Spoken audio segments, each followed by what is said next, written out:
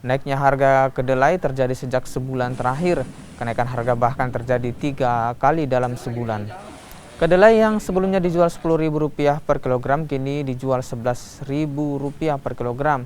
Kenaikan harga kedelai pun membuat perajin tahu tempe menjerit. Agar tetap berproduksi, perajin tahu tempe terpaksa memperkecil ukuran dan menjual dengan harga normal. Selain mengubah ukuran, sejumlah pengusaha juga terpaksa mengurangi karyawan.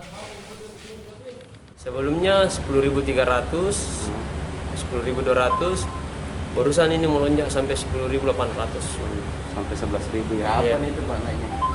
Sejak kapan naik? Barusan ini bulan ini. Bulan ini? Ya. Oh, sempat turun baru naik lagi Pak? Iya, sempat turun. Apa penyebabnya kira-kira Pak? Nggak tahu kok orang apa nih penyebabnya ini naik kedelai ini. Kalau stoknya Pak? Kalau dari ininya, kalau dari tempatnya Bapak ini ambil, itu alasannya kenapa? Alasannya barang lagi kurang.